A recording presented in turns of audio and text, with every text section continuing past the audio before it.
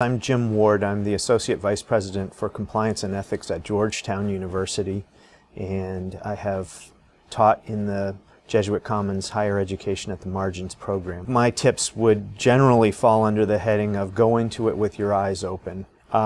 First of all, this is a serious time commitment. I probably averaged about 12 hours a week. The other tip, I think, would be to understand who these students are and what their circumstances are. The ones that I taught were refugees at a camp in Africa. My students are at the Kakuma camp in Kenya.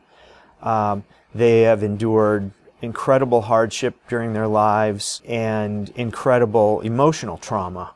And they found themselves in a refugee camp where there are limited resources. Transportation is difficult. It's an arid climate or semi-arid climate in the middle of the desert. I would encourage you to be flexible, to be very positive with the students, and to encourage them. You will find that students are of differing abilities, and particularly with regard to their communication skills in English.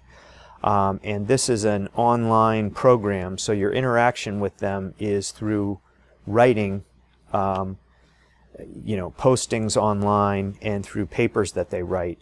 And so their ability to write well in English and communicate their ideas is highly dependent on their English skills. And for many of these students, for most of them, English is a second, third, fourth, fifth language. They speak tribal languages, they speak Kiswahili, they may speak French or other languages, and they are just learning English. So I think, understanding that, recognizing that, and being patient with them and encouraging them is important as well. Comparing these students to college students in the U.S., there are a number of differences. First of all, I would say that they are not at the academic level. They're not as well prepared for a college level course as U.S. students are. Now, this is a generalization. There are few students who are more prepared than others, but generally I found that they were at a lower level than U.S. college students are. And frankly, at a lower level than many U.S. high school students are, particularly with regard to their ability to communicate their ideas in English. Their preparation has been spotty. Most of them have achieved their primary and secondary education in refugee camps. They have had their education interrupted because of all of the difficulties they've encountered as refugees and as people who live in a refugee camp. But their spirit is incredible. I think, not to denigrate U.S. college students, but these students are eager to learn. They are very appreciative of the opportunities we're providing. They appreciate feedback.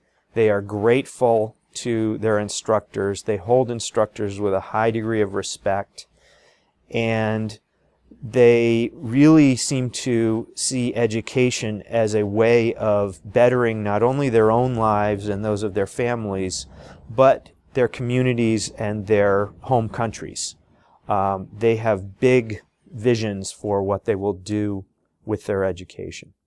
This program is an asynchronous course that's taught online. Basically, you are communicating with students, posting assignments, which they pick up on a computer. You do not talk to these students. You do not video conference with these students.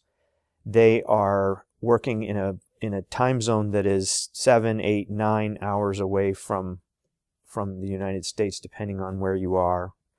And so one of the things that I noticed was that I would post assignments, and there's a lag time before students can respond to them or post things. And then, they will post something on a discussion board. I would post a comment. There would be another 24 to 48 hour lag before they post something else.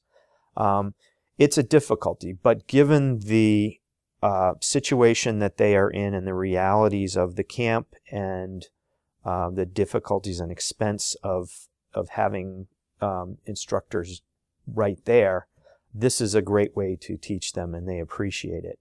Grading and evaluating students is one of the things that is a challenge, and I think was a challenge for all instructors.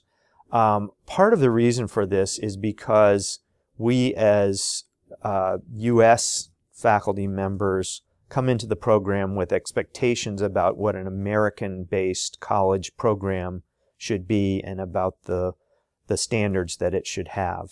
In terms of evaluating them, one of the things that I looked for was effort, how well they interacted with other students, how much time they spent online, how much effort they put into written assignments, how well they incorporated feedback and improved.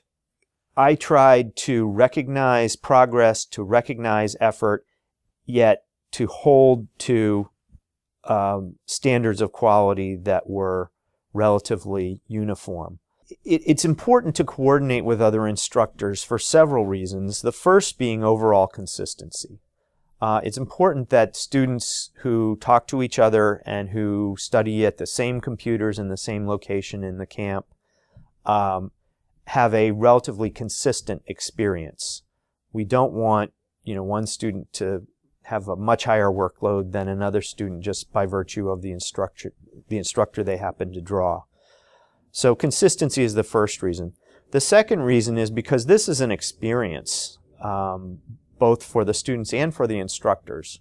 And it was really helpful as an instructor to share this experience with other instructors, to talk to them about their frustrations, about their joys, about their experiences, and to share impressions and share good ideas about how best to teach the students. At the same time, however, it is important to have each instructor teach to his or her own students and to be sensitive to their particular needs. An example of that would be, in my course, we had a major writing assignment, and I thought the overall quality of the writing, because of difficulty writing in English primarily, was relatively low. And so rather than having the students do a second written assignment on a different topic, I asked my students to rewrite their first one and incorporate my feedback. They found that helpful.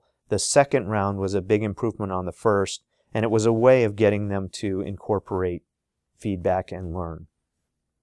The JRS people were very helpful. They can help you to make contact with students who haven't been posting for a while, to encourage students to turn in work that is late or has not been done, to explain why a student may be sick. I had 2 or 3 students who had malaria or other diseases during the course of my 8-week class, and to provide feedback about what the students are thinking. The JRS folks live at the camp, they understand the conditions, they know the students, and they are very helpful, and instructors should take advantage of them. The tutors based here in the United States are also helpful. They provide additional encouragement, feedback to the students, and it's good to coordinate with them as well. Why should somebody do this?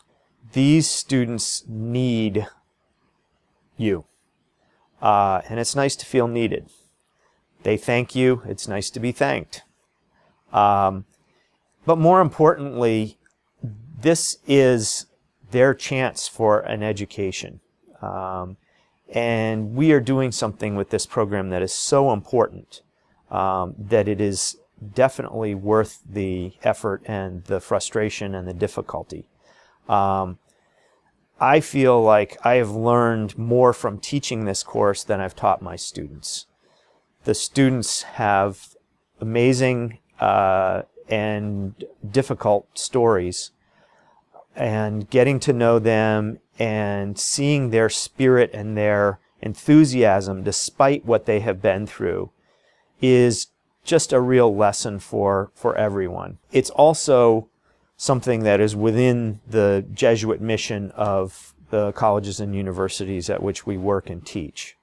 I had the chance to go to Kenya with a Georgetown group, and one of the places we visited when we were in Kenya was the Kakuma refugee camp. I was really moved by what I saw there, and came home with my group wanting to do something, as Americans are wont to do. There was so much hardship that we saw at the various places we visited that it was hard to identify something that would be helpful. You have this idea that you want to fix the problems there, but the problems are much too big to be fixed in any kind of simple way. I've always believed strongly that education is the key to overcoming hardship and overcoming societal problems. And the students that we taught believed that strongly too. And having the chance to do this was really a blessing for me, because it enabled me to make a difference in the lives of refugees and to make a big difference in my own life. This has been an incredible experience, and I would encourage you to get involved if you can.